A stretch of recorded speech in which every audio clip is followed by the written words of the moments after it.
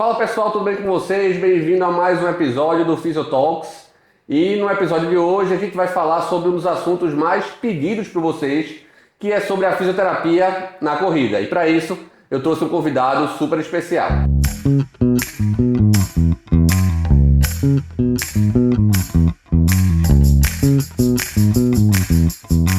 Então galera, estou aqui com um convidado super especial, Eduardo, para mim Dudu, que eu conheço ele desde a época de faculdade, ele se formou junto.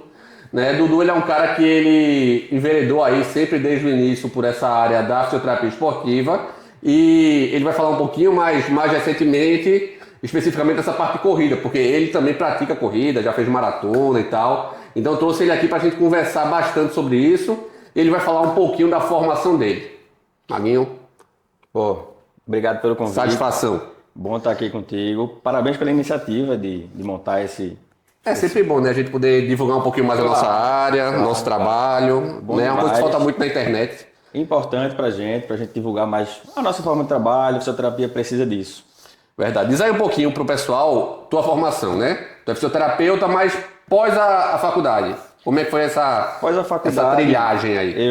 Inicialmente eu caminhei pela osteopatia, fui logo seguir o seu caminho da osteopatia. Fez os 3 anos aí, não foi? Eu fiz metade do curso, depois a vida profissional me levou para um outro caminho. Eu parti para montar uma clínica, fiquei com pouco tempo para dedicação na osteopatia. Fez formação de Pilates? Formação em Pilates foi já na época da faculdade. Ah, foi na faculdade. Tá, beleza. Isso. E aí, depois desse tempo assim que eu fiquei fora da osteopatia, eu comecei a conhecer pessoas da área que é mais relacionada com movimento, entrei no PNF, fiz a formação em PNF, e foi quando foi uma virada de chave na minha carreira, foi onde eu me encontrei. Sim. Não que eu não goste da osteopatia, eu acho fantástico. Não, são coisas diferentes que não excludentes, né? Isso, São coisas que se diferentes. complementam. Isso. Mas que pelas minhas habilidades, o PNF ele se encaixou muito mais no meu perfil. Sim. A osteopatia não é muito, eu não sou muito... Sim. Minha qualidade manipulativa não é tão boa. Mas não é isso não. Conversa. Mas eu me encontrei no PNF e aí entrei nessa área de movimento e foi onde eu caminhei com mais certeza. E sempre dentro do esporte? Sim, dentro do esporte. Sempre voltado para a esportiva, não é isso?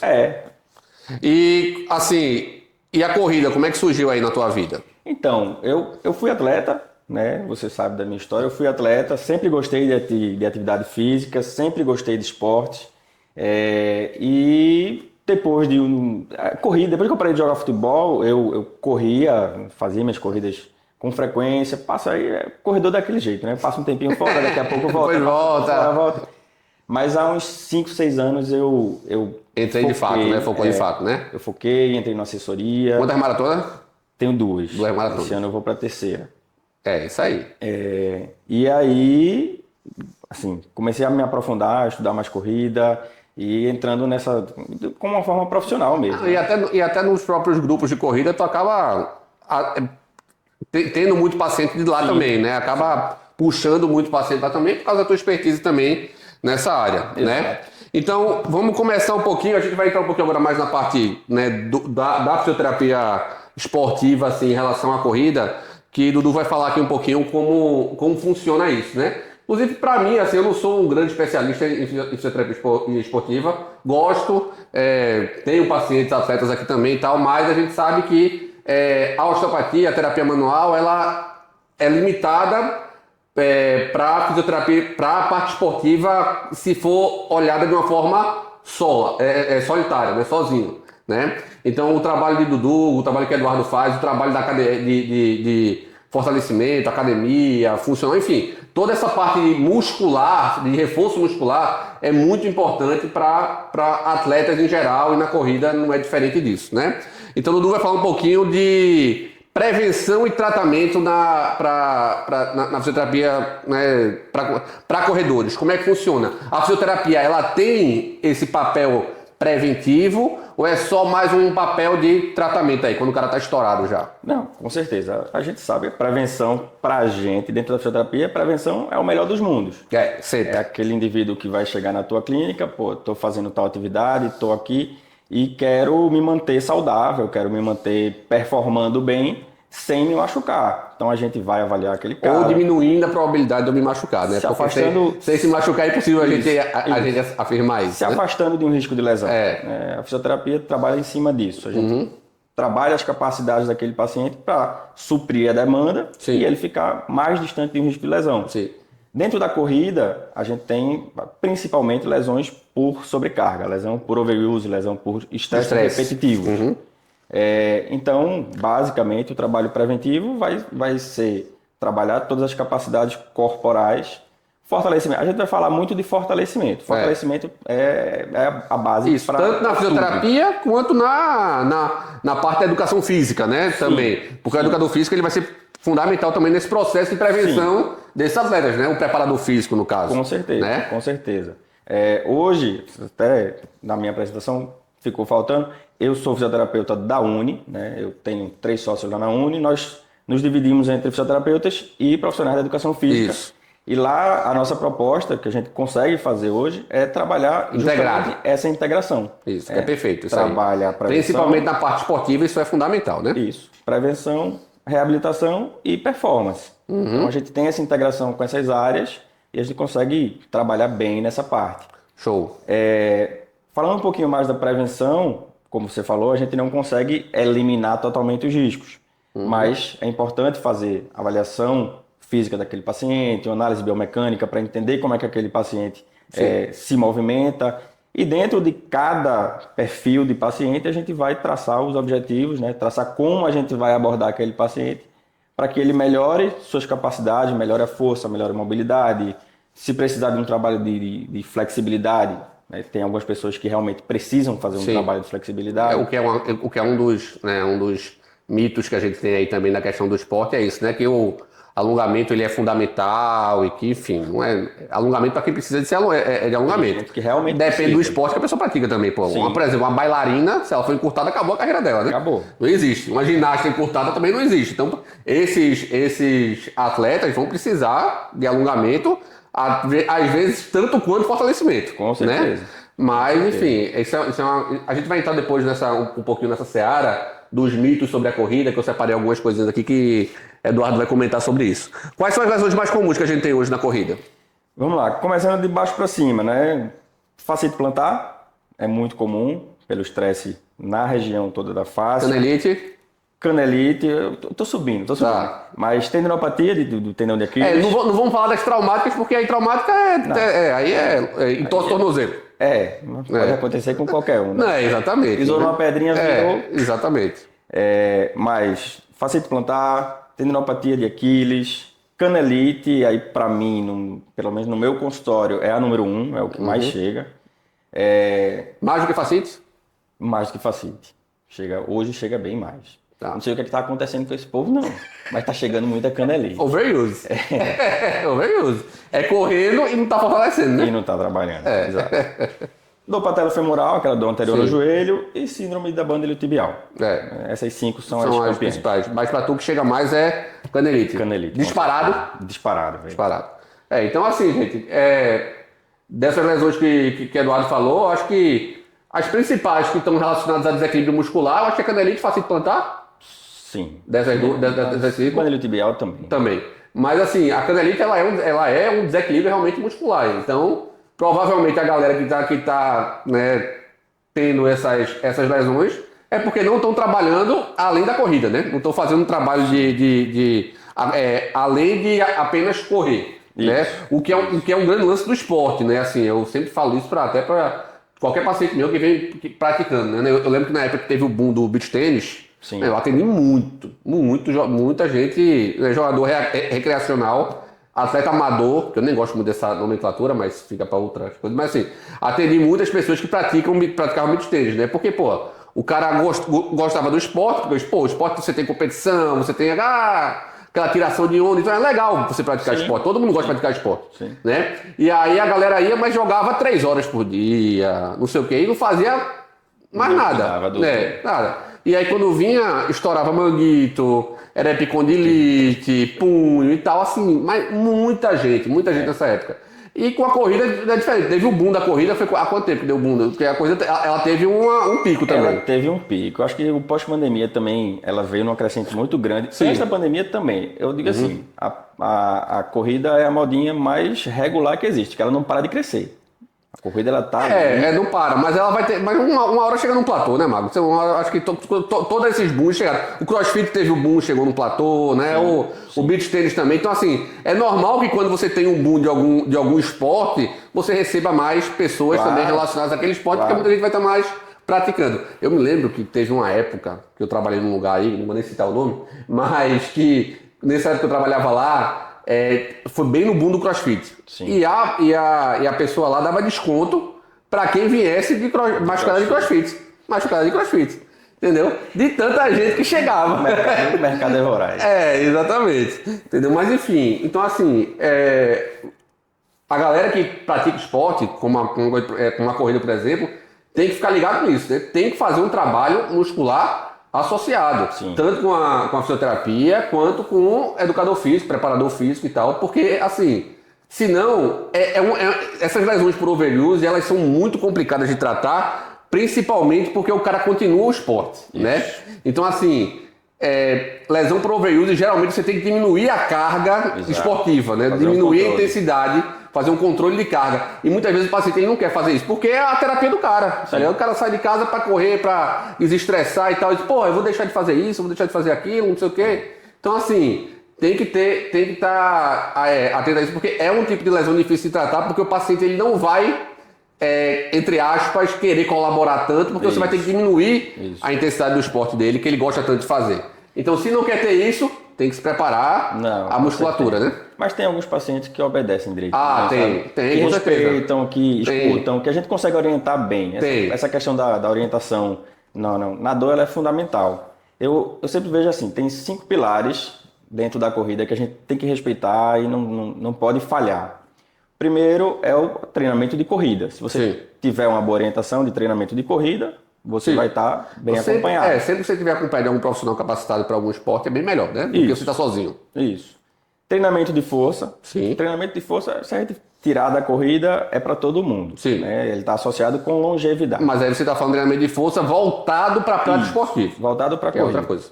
Então, assim, mas todo mundo precisa de treinamento de força. Na corrida não vai ser diferente. Sim. Precisa, porque você vai expor seu corpo a situações... Você vai aumentar a sua demanda física, então sua capacidade física tem que ser treinada também. Tem que acompanhar. Treinamento de corrida, treinamento de força, descanso, ele é fundamental. Recuperação. Alimentação é fundamental. E sono. Sim. O sono eu coloco junto do descanso. Tá, beleza. O sono mais também, tá tudo junto. E cabeça.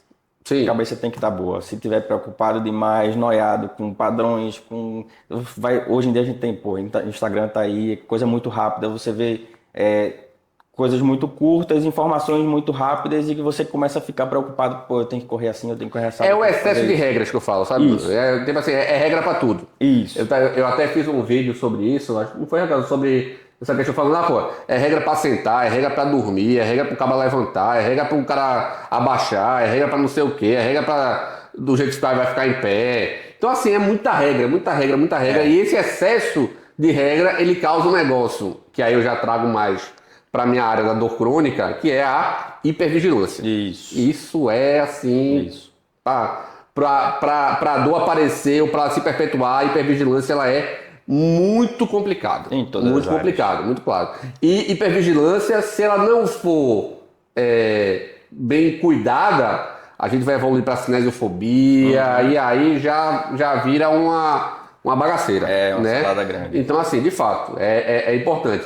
Mas o que é que eu falo da questão do paciente, né? Porque o paciente ele tem dificuldade de parar o esporte, de diminuir essa carga do esporte, justamente pela cabeça. Isso. Porque o esporte ajuda a manter ele com a cabeça saudável. De boa, saudável, né? E quando você diminui essa carga do esporte dele, isso tem que ser muito bem conversado com ele. Ele tem que realmente engajar bastante nisso, né? Ele tem que acreditar naquilo que você tomou. Pô, se eu fizer isso, eu tô acreditando que você vai realmente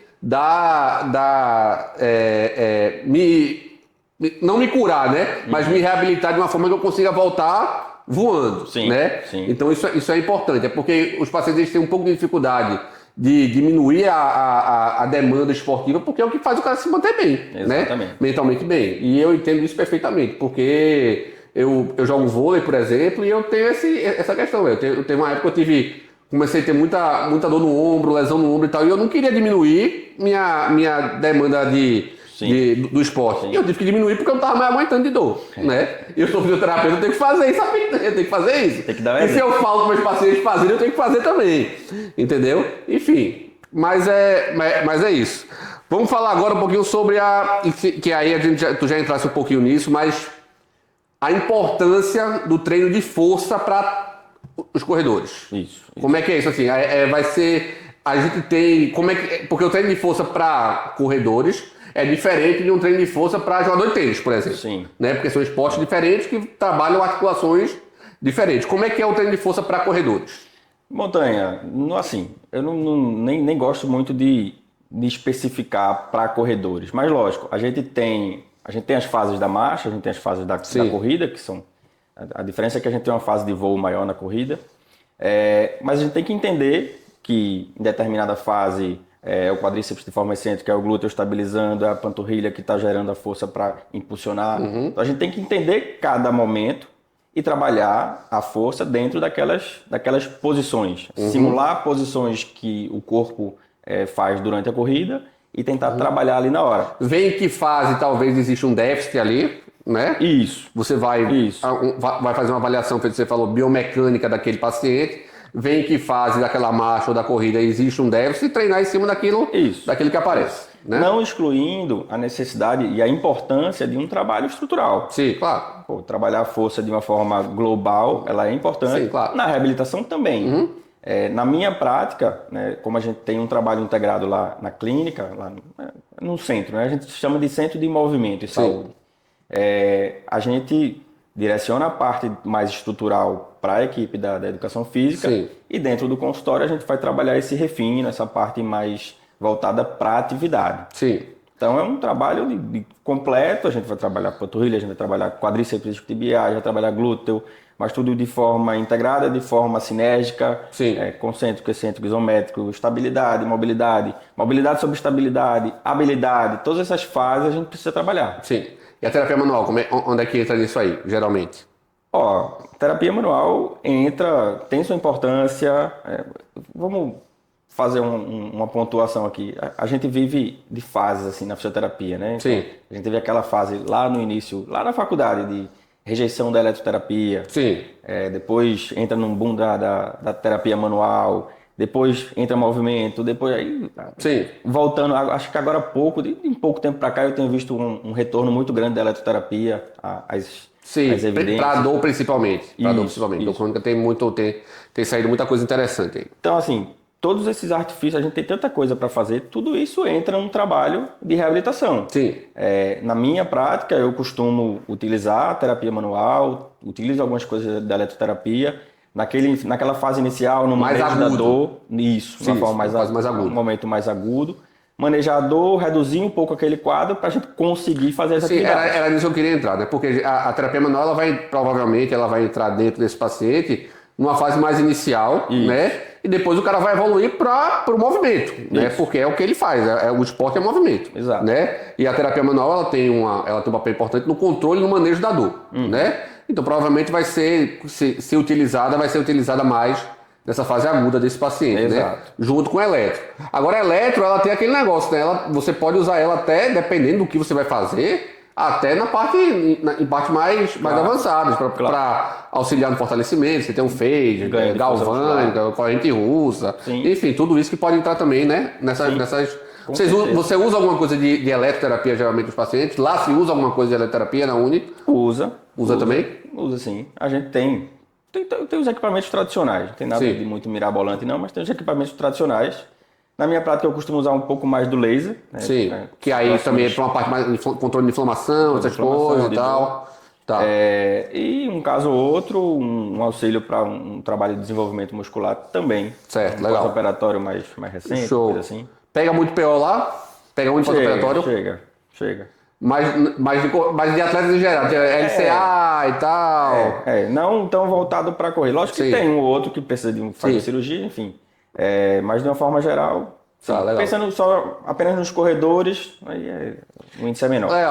Teve isso eu vou até te perguntar, que é uma coisa que vieram me falar comigo no Instagram sobre isso, que eu postei alguma coisa sobre corrida, sobre o joelho, na verdade, e aí um rapaz lá veio me perguntar, olha, fala sobre lesão de LCM na corrida, que eu participo de um grupo de corrida muito, muito grande, e muita gente está se machucando de LCM. Existe muita lesão disso, tu vê muito nisso, não? Não. Porque eu também não fiquei. Quando ele falou isso, porque a LCM é uma lesão mais traumática, né? De uma pancada de fora pra dentro no joelho, você vai levar um estresse do ligamento colateral medial. Mas eu acho que isso não deve ser uma lesão muito comum para corredores. Não é tão comum assim, não. Então fica aí a dica, se estão machucando a LCM, deve estar alguma coisa. Alguma coisa deve estar. Essa corrida deve estar meio diferente, né? Porque de fato lesão de ligamento geralmente é uma lesão traumática, né? Sim. Você não vai ter. Sim. É difícil ter lesão de ligamento por estresse repetitivo. Isso aí não vai acontecer. Não. Lesão por estresse repetitivo é lesão muscular ou alguma tendinopatia ou algo do tipo.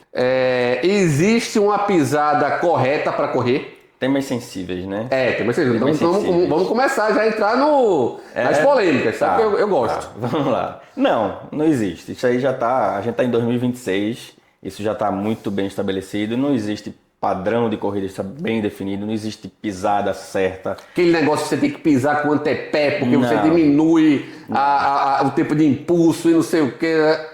Não existe orientação para isso. O que existe são os padrões. Sim. Tem gente que corre mais com calcanhar, tem gente que corre mais com médio pé e antepé. E dentro de cada padrão, você tem as lesões mais comuns. Isso. Quem corre com calcanhar vai ter mais sobrecarga em quadríceps e vai utilizar mais joelho. Tende a ter, né, estatisticamente, tende a ter mais lesão em joelho. Quem corre mais com antepé, médio pé e antepé, vai sobrecarregar mais a panturrilha, vai tender a ter mais lesão em pé, tornozelo, perna. E a própria canelite. Isso. A própria canelite. O que não quer dizer que quem corre em calcanhar não vai ter canelite. Isso. Tá. Só probabilidade. É só probabilidade. Probabilidade. Estatisticamente é mais comum paciente com retropé, que corre com retropé, ter mais lesão de joelho, né? E com médio antepé, a parte de panturrilha e canelite, né?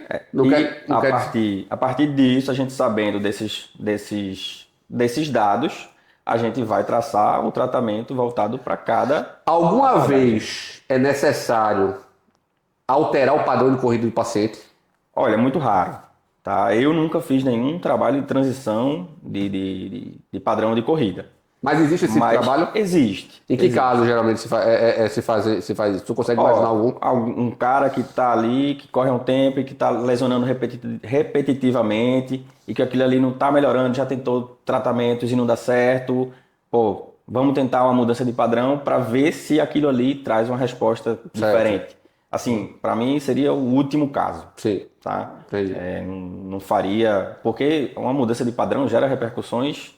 globais. O corpo todo. O cara está acostumado com aquele padrão ali há muito tempo. É parecido com aquela questão de paciente que corre com tênis normal e passa a correr com placa. E aí começa a sentir dor por causa disso. Tem uma relação. Porque eu imagino que a placa ela acabe também alterando de alguma forma o padrão na corrida daquele paciente. Né? Porque é um tênis completamente diferente. Né? Sim. Ele é outro papo, né? Eu tenho experiência própria com o assunto. A gente tem aquela paciente comum, né? Que teve essa questão, que ela corria com tênis, eu até falei isso para Eduardo. Ela corria com tênis e aí pagou R$3.000, sei lá, no tênis de placa e começou a sentir dor. Aí eu falei para ela, olha, acho melhor você voltar a correr com o seu tênis normal, ou você ter paciência para passar por esse processo de readaptação. Exatamente. Né? O corpo vai se ajustar novamente para isso. Né? Então tem essa questão também. Legal. Qual é o erro mais comum que você vê nos corredores amadores? Assim, que tu vê assim, tu diz, ih, rapaz, esse aí vai ser meu paciente. Muita sede ao pote. Né? Muita sede ao pote. A pessoa que começa a correr... Todo praticante de atividade física, atleta amador, tem muita... A pessoa começou a correr e já está planejando... uma maratona daqui a um mês. Não precisa ter exagerado tanto assim. Não, mas eu tô levando só pra gente entender. Uma meia daqui a 6 meses, uma maratona em 1 ano, é muito pouco tempo para aquela pessoa que não corria se adaptar e conseguir. Mas se eu não me engano, se não me falha a memória, na sua primeira maratona... Aí tu me quebrou. Então, se não me falha a memória... Eu nem conto com essa maratona. Não, mas a gente vai contar aqui. Se eu não me engano, essa primeira maratona, tu se preparasse quanto tempo? Não, eu não me preparei. Não, então Aí ele correu. O que aconteceu contigo nos 2 dias seguintes? Como é que foi? Numa semana, eu fiquei uma semana de cama. Velho. Eu nunca tinha corrido mais de 10 quilômetros e tinha 21 anos. Achava que poderia... Era o super-homem, Super-homem. E aí, fui passar férias lá no Rio, meus pais moravam lá e uma maratona eu vou fazer. Eu vou fazer essa prova aí. Eu vou fazer essa prova aí. Eu consigo, dá pra fazer. Eu diminuo um pouquinho o ritmo e eu consigo. Tu é doido. A partir de quanto, de qual KM tu já sentiu que ia dar ruim? Não, no 25º eu tive cãibra nas 2 pernas e não voltou mais. Aí eu fui me arrastando aí até o final. Aí o final. falou comigo, rapaz, montanha, no outro dia, velho, eu não andava, eu não conseguia sair da cama. Não. Foi um negócio assim, eu disse, então assim... Perdi minhas férias no Rio.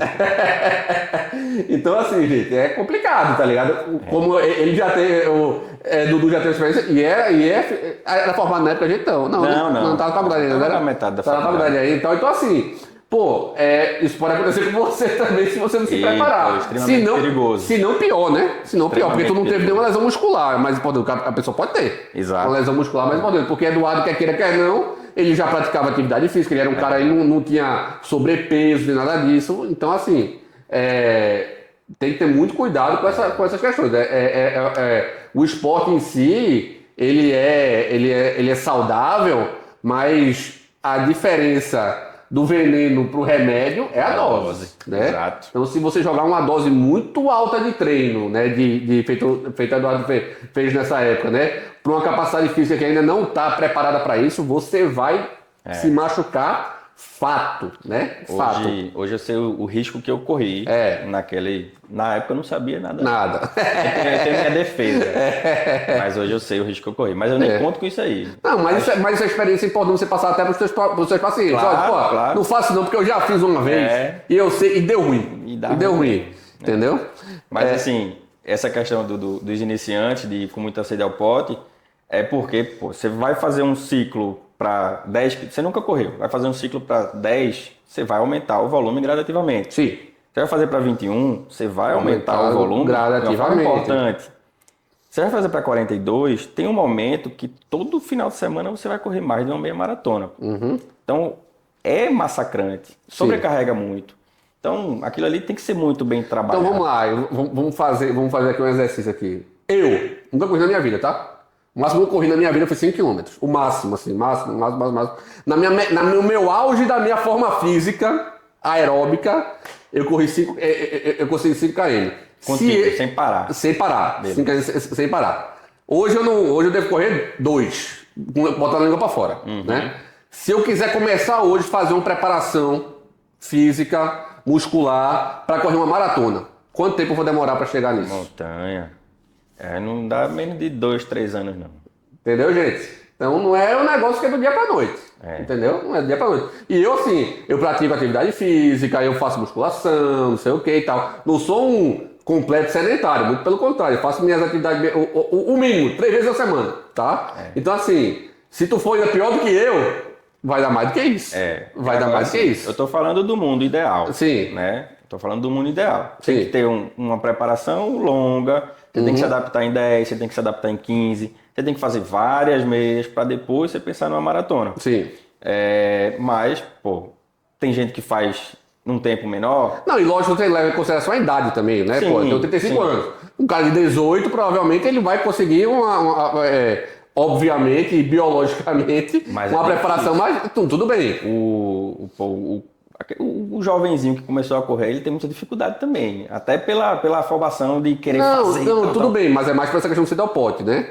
Mas se for um cara responsável, vamos dizer assim, né? Que tem essa maturidade, isso. Vai ser mais rápido que eu, obviamente, por causa da idade também. Mais rápido sim, mas não quer dizer que ele vai ser mais resistente. Tudo bem, beleza. 42 é uma questão de resistência pura. Com certeza. Então, assim, 2, 3 anos foi o que Eduardo falou. Então, gente, não é algo que é, no mínimo. Não é algo que é do dia pra noite de jeito nenhum. Então não vai inventar de querer fazer loucura de sair correndo por aí não sei quantos quilômetros, porque vai dar ruim. Tá? Tem que ter muito cuidado em relação a isso. A corrida ela é muito democrática, de fato. Todo mundo pode correr, entendeu? Então, assim, a quantidade de lesão acaba sendo maior também, porque qualquer pessoa pode correr. Você não precisa entrar na academia, você não precisa pagar personal, você não precisa entrar num box de crossfit. Não, você pode correr de todo jeito, até descalço, né? Sim. Então, assim, lesão, gente, se não cuidar, vai ter. Por isso que é importante, se você quer, de fato, começar a correr de forma séria, vamos dizer assim, né? Praticar isso como um esporte, mesmo que seja um esporte recreativo, amador, você tem que ter acompanhamento, né? Sim. Acompanhamento de fisioterapeutas, acompanhamento de preparadores físicos, entrar num grupo de corrida, ter sua escala de corrida, sua agendazinha de corrida lá de treino, que chama, né? De treino de corrida direitinho e tal. Então, isso é muito importante, tá? Então, assim, vamos entrar onde eu quero entrar. Algumas frases aqui, algumas colocações que muita gente acha que é verdade, né? E Eduardo vai me dizer se é verdade, se tem algum fundo de verdade ou se é completamente falso. E a gente vai entrar nisso. Correr desgasta o joelho. Correr, não. Não, a gente tem comprovação científica de que correr não Pacientes com artrose não podem correr. Não, pode correr tranquilo, com artrose, com hernia de disco, com qualquer coisa pode correr, não tem problema não. A gente tem estudos bem recentes, inclusive, que mostram que discos de corredores intervertebrais, eles são mais resistentes do que discos de pessoas que não praticam atividade de corrida, né? ou alguma atividade física, né? O que mostra que o impacto ali gerado pela corrida é completamente benéfico e funcional para o nosso corpo, né? Isso funciona em qualquer articulação. Qualquer articulação. No joelho a mesma coisa também. A cartilagem de corredores e tal do joelho provavelmente deve ser também bem mais resistente do que a cartilagem de uma pessoa que não pratica atividade física. Eu até fiz um vídeo falando sobre, que a Raquel ficou meio chocada, falando sobre hidroterapia para esse tipo de paciente, né? Que, assim, a hidroterapia ela não pode servir como reabilitação única e exclusiva para esse paciente, porque ela tira o impacto da jogada. Sim. E o impacto ele é fundamental no processo de reabilitação desse paciente, né? Tem que ter, até porque a gente não é peixe, a gente não vive dentro d'água, né? Com certeza. Né? Então, tipo assim, não adianta tu passar 1 hora dentro d'água e 23 horas fora, né? Então, a tua preparação tem que ser fora d'água. Claro. A fisioterapia aquática, especificamente, voltando para isso, ela tem até um papel fundamental, importante no início, às vezes para controle de edema. Às vezes, se o paciente ele não está com segurança ainda na marcha, algo desse tipo, ela pode ser importante nesse início, mas tão logo possível, esse paciente tem que sair da água e começar um trabalho em terra firme, né? Porque o impacto ele é fundamental no processo. Muita gente acha que o impacto ele é progressivo. Muita gente acha que o impacto é ruim, né? Existe muito essa mítica ainda, infelizmente, inclusive que é divulgada por alguns profissionais de saúde. Dizendo que tem que ter cuidado com o impacto e tal. Gente, o impacto faz parte do nosso dia a dia, né? A gente está sob efeito da gravidade. Então, assim, não se preocupe em relação a essa questão da corrida, né? Assim, mesmo você tendo artrose e tal, você é capaz de conseguir correr mesmo com todas essas alterações, vamos dizer assim. Eu costumo dizer que viver desgasta a articulação. Exatamente. Eu quero ficar velhinho, cheio de artrose, tá tudo certo. Isso eu falei, teve um vídeo que eu gravei dizendo assim, pô, um dos grandes mitos, mentiras modernas da medicina moderna é dizer que são os bicos de papagaio, né? Diz, pô, se tu não quiser ter bico de papagaio, é porque tu vai morrer cedo. Porque se tu viveu o suficiente para ter bico de papagaio, dê graças a Deus. Se tu pegar uma pessoa de 80 anos de idade e colocar dentro de uma máquina de ressonância, amigo, vai ter lá, não é um bico de papagaio não, vai ter uma savana africana inteira. Vai ter papagaio, tucano, periquito, pavão, vai ser tudo lá, todas as aves vão estar lá, né? Então assim, faz parte, gente, o desgaste ele faz parte. A questão é a gente conseguir controlar isso. Né? A gente conseguir controlar isso. Alongar antes de correr previne lesão de alguma forma? Não. Também já é bem estabelecido na literatura. O alongamento não previne lesão, também não machuca, né? Não. Também não machuca. Mas para corrida, a gente faz um bom trabalho. Desempenho? Tem estudos que mostram que reduz. Reduz força muscular, reduzindo força muscular vai reduzir desempenho. Isso aí, e assim, isso é biomecânico, tá? Isso. Quando você aumenta o comprimento de uma musculatura, você precisa de mais força para encurtar ela de novo, né? Então, quanto mais longo for, por isso que, por exemplo, pessoas altas, elas têm mais dificuldade, entre aspas, de hipertrofiar do que pessoas baixinhas. Porque as pessoas baixinhas, elas têm um comprimento muscular menor. Então, elas não precisam de tanta força para deixar aquele músculo mais hipertrofiado. Não estou falando de força, estou falando de hipertrofia. Já pessoas mais altas, mais longilíneas, elas têm mais dificuldade de aparentar hipertrofiadas justamente pelo tamanho da musculatura. Então, isso que o Eduardo falou é biomecânica pura, isso aí. Sim. Né? Então, se você alonga a sua musculatura, tu vai ter mais dificuldade em explodir, né? Explodir essa musculatura, em contrair essa musculatura. Por isso que atleta de futebol, tu não vê atleta de futebol fazendo alongamento lá no aquecimento, parado no treino assim, alongando. Eles fazem aquecimento, eles fazem alongamento dinâmico, né, com movimento e tal. Agora a galera paradona lá, esticando a perna para cima, puxando a perna, não. Isso aí não vai acontecer, né, e também não previno lesão, que é algo que antigamente se dizia bastante, né, a gente tinha muito essa mítica em torno do alongamento, onde a gente sabe que não é bem dessa forma. Outra, essa é boa também. Banheira de gelo pós-corrida, como é que é isso aí? Vamos. Banheira de gelo pós-corrida. Tá na moda também. Tá na moda também. Tá. Chega lá no recovery lá, você chega na maratona, tem as tendinhas lá, a galera lá com as banheiras de gelo lá e tal. Lá na clínica a gente faz também. Então vamos falar um pouquinho da banheira de gelo, como é que é? Então, o que a gente tem hoje é que ela pode ser usada para um conforto, para uma melhora da dor momentânea naquele momento, né? Aquele momento pós uma atividade física mais vigorosa. Depois de atividade de força não é interessante. Sim. Mas depois de uma atividade de corrida, ela pode ser interessante para melhorar a percepção da dor e para dar um conforto. Sim. Quando a gente fala sobre redução da inflamação, isso aí não tem comprovação, não tem efeito em cima da inflamação. Porque era o que o pessoal falava antigamente, né? Que você controlava aquela inflamação muscular pós-treino, né? E no outro dia você ia ficar menos dolorido por causa disso. Isso, né? Isso não é assim que funciona. Inclusive atrapalha, essa questão inflamatória, ela é promovida pelo corpo, é fisiológico. Isso, é por isso, eu já vi artigos inclusive mostrando que a banheira de gelo, se feita em excesso, né, ela pode atrapalhar a recuperação muscular. Sim, né? Sim.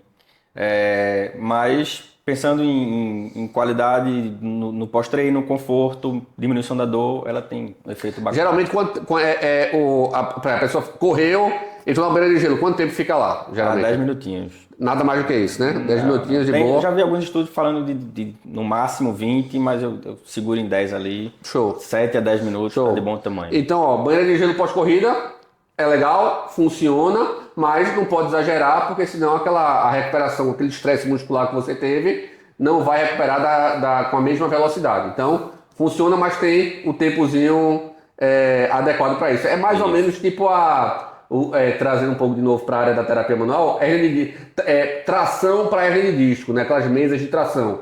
Funciona, mas 3, 4 minutinhos no máximo. Se deixar o paciente 10 minutinhos lá, ele não vai andar depois, né? Então, assim, é bom, mas por um tempo específico que a gente já tem aí bem embasado aí na ciência sobre isso. Outra coisa legal aqui que fala, né?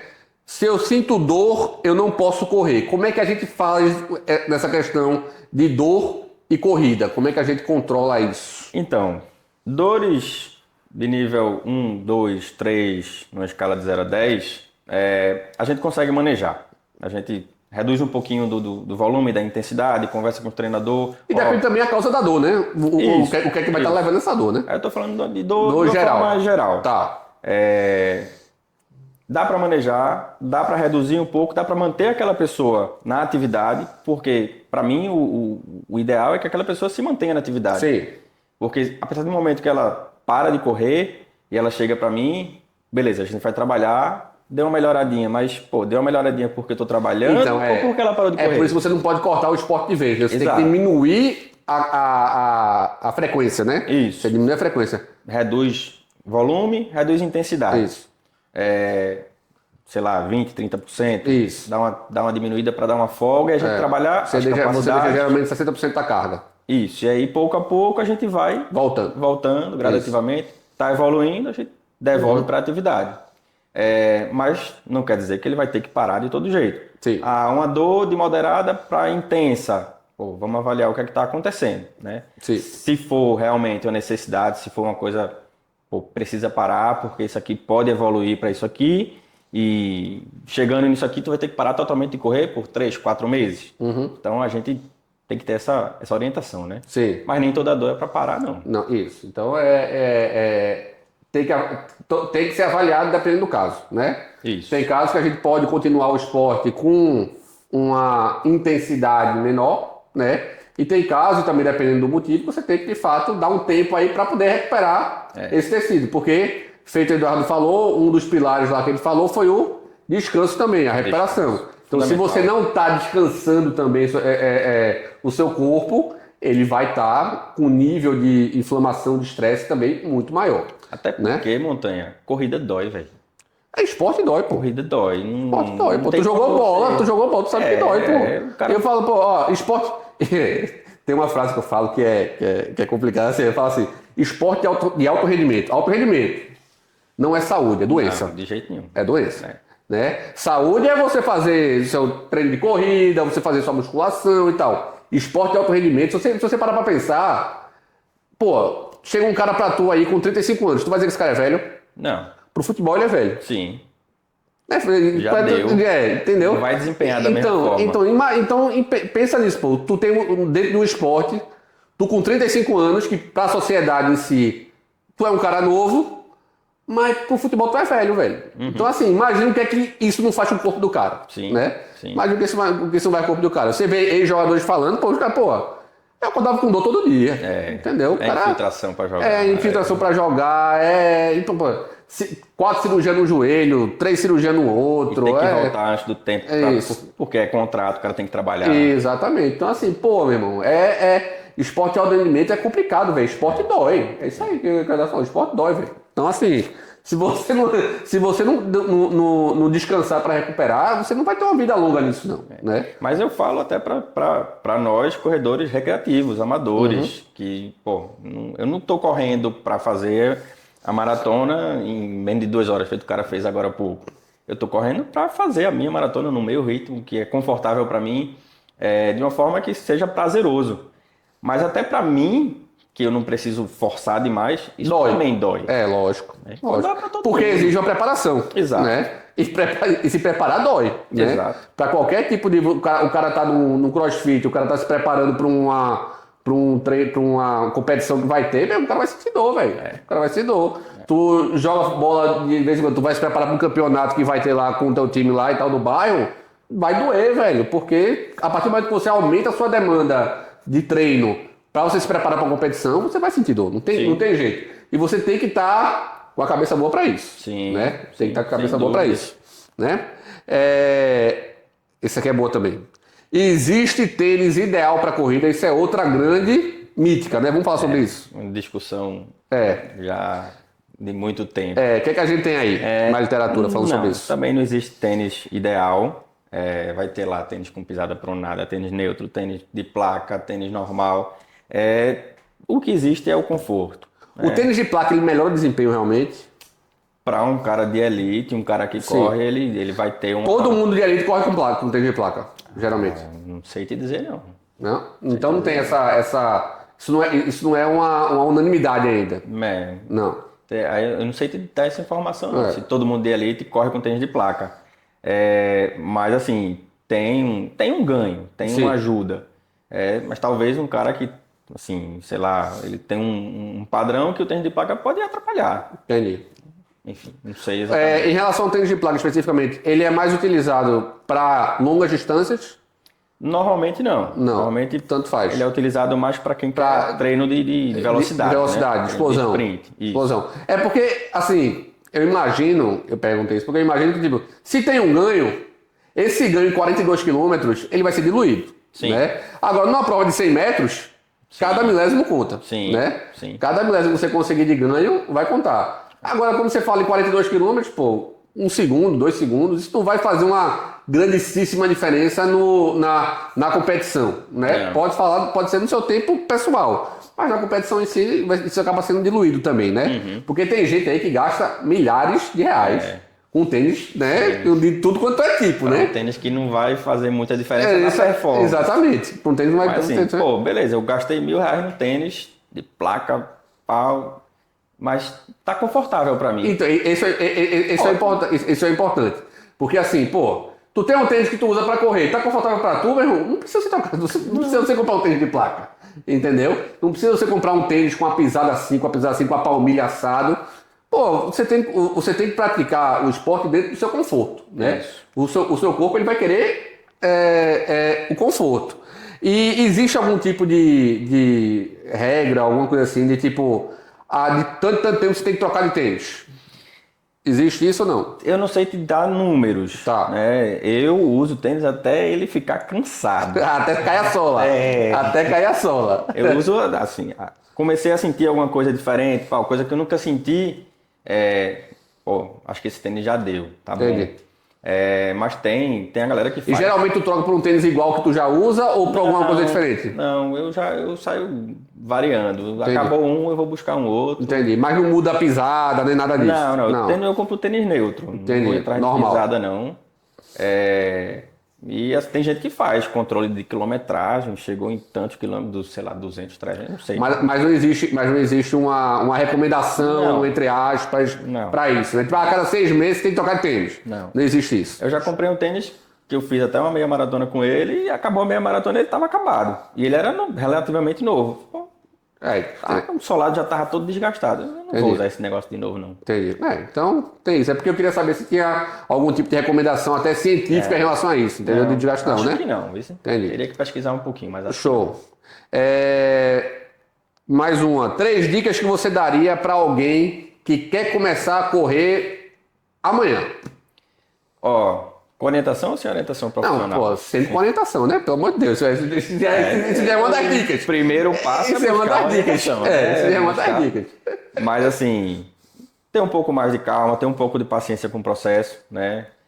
Entender que é uma evolução, né? Isso. Normalmente a pessoa quando vai começar, faz ali caminhada com corrida, até se adaptar, até conseguir fazer 1 km, 2 km, 3 e a partir daí correr de uma forma contínua, de uma forma mais fácil.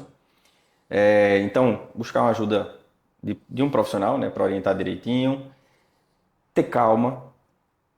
Calma é fundamental. Paciência. Vai devagar, porque o processo é longo, a depender do seu objetivo. Tem gente que, eu só quero correr saudável, quero correr de 5 a 10 km e não quero mais nada. Não quero ritmo. Ótimo, vamos trabalhar para você ficar bem aqui, tá tudo certo. Fazer um trabalho muscular associado. Fazer um trabalho muscular. E não cair em conversinha de rede social, de milagres. Milagres não acontecem. O que acontece é o trabalho sendo bem feito. Exatamente. O pouquinho em pouquinho você vai chegar onde você quer, né? Isso. Show de bola. Bem, gente, esse foi o nosso podcast de hoje, né? Espero que vocês tenham gostado. O podcast foi muito pedido para vocês, um tema que foi muito pedido para vocês sobre corrida e tal, que o feito do falou tá em alta, né? Então, a grande mensagem que fica é o seguinte: corrida é ótimo para você, assim como todos os esportes são, mas também é importante você ter calma no processo, você respeitar o seu corpo e você estar sempre bem orientado, se não quiser se machucar. Beleza? Grande abraço para vocês e até o nosso próximo vídeo.